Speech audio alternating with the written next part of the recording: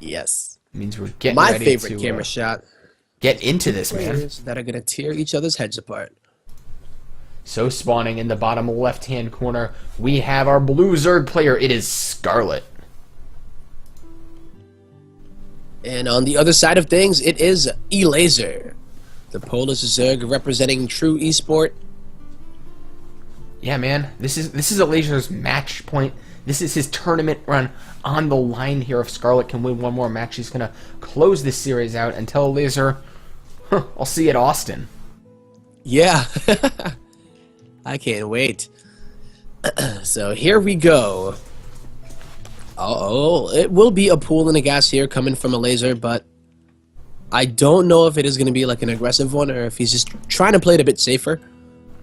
Haven't seen him do that. I think we saw Scarlett do it. Yeah, Scarlett went like, it was a weird build. She went like 13 Very. pool into like a very quick hatchery expand, right? Mm-hmm.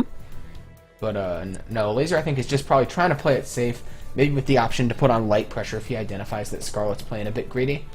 Mm-hmm. Yeah, there he goes, taking that hatchery, but he does have the option, and, you know, he can make a few lings, pick off a few drones, force an overreaction out of Scarlett. It's a little bit harder to scout the natural on this map, but it's a little bit easier to actually take the natural on this map, so... Yeah, absolutely it is, but man, I'm really excited to see what Elazer is going to bust out here today. Same here. Like, after seeing that really cool... I mean, it's like, I make Roach, I know, but it was cool in ZVZ, and it really caught Jigo off guard. So if Scarlett gets a little bit too greedy, which, you know, it wouldn't be the first time, it definitely could be something that Elazer can take advantage of. Now, look at this here, Joe. It is going to be a Evo Chamber coming out from Scarlett, and that's a really early Evo Chamber. She has not got speed yet, so she might be doing, like, what I may be thinking as, like, a +1 speed timing. Yeah. I've seen it with, like, +1 attack before. Like a No Regret build. When I was talking about No Regret, I wasn't kidding. No, I mean, that kind of stuff can be devastating, but no, it's going to be range is the option here out of Scarlett, which I guess leans towards some kind of 2-base Roach push here. Mm-hmm. Delaying the Roach Warren, though. So, there it goes. It will be going down. And this is a very interesting build. Yeah, I imagine whatever she's doing, like, this is a very specific build with a very specific, like, path and goal in mind.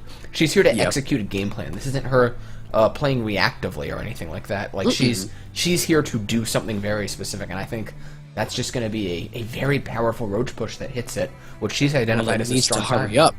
Yeah, it needs to hurry up right now because the Elazer's going to be moving in with a lot of these lings here.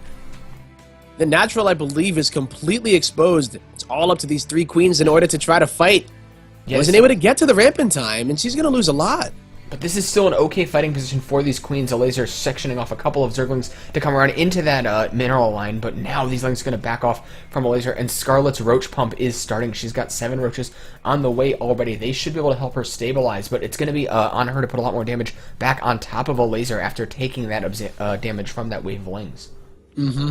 I think the issue here is that Elazer did get the Roach Warren himself, and already seeing the Roaches being produced means that, yeah, he can start getting some Roaches out. He has a much better drone count, and he has ling speed, so he can threaten the counterattack the whole time, while, of course, he does get a little bit ahead here.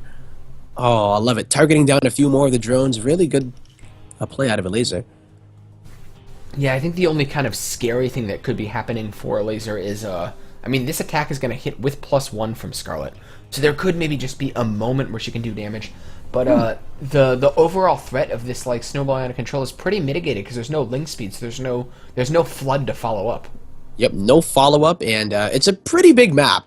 So the distance that she's gonna have to travel if she's gonna follow it up is gonna be pretty substantial. But I guess just the threat of this has given Scarlett some breathing room, and she's now droning up like a mad person. Yeah, and she's caught up in drones effectively. Yep. Forced out the units from Elazer, has +1 completed, and, you know, she had the spine crawler there from the earlier defense. I do like it. Taking the 3rd base as well. She's really good at these kind of mind games in order to try to get ahead again. So instead of like committing to this big attack, she makes it look like, you know, it's desperation time, and then drones up behind it. So yeah, where do we go from here? I would say Scarlett's actually in like a pretty nice position. She's adding on that +1 carapace. She has a +1 attack lead already. I mean, she's a little bit behind in supply, but when the third base finishes up and her faster production kicks in, that's not really going to be an issue for her at all. Oh, this is pretty sick out of Elazer, making 4 Ravagers and then going Overlord hunting. That's a really good way to stop the progress here of Scarlett, and then try to get ahead yourself. So, I mean, yeah, Scarlett did force out a few of those roaches, but I think Elazer is in a pretty decent spot himself. He had the earlier drone count, and even though he doesn't have his +1 finished as quickly as Scarlett, Scarlett isn't really utilizing her +1. And I don't think the +1 armor is that much of a substantial upgrade either, so... Yeah. What could have been a layer earlier, I think, is... Yeah, that +1. Not bad, though. I mean, it's kind of weird, right? Because the +1 in a fight, it can make a big difference until those corrosive biles come into play, which they just ignore everything, man. Corrosive biles do not care. No. All they want to do is land on stuff, and then they will handle everything else. Oh, yeah. I really like it as a bit of a shake-up to the common Roach versus Roach wars, and she pulled back all of her Roaches, which means that she's not going to be able to scout an attack that will come out of Elazer at some point. But no, she does have this Overseer coming in now, and I think Scarlett's a smart enough player to get a pretty good read on what's going on from all this scouting information. Mm-hmm. I believe there's some drop overlords. Yeah, a couple of those overlords are going to load up some Roaches. Excuse me. And Elazer, they're just neck and neck in drone count, but they keep on trading where Elazer was ahead, and then Scarlett will catch up, and then Elazer will shoot ahead, you know, and yeah, exactly. he's just a little step ahead, and he has the tech.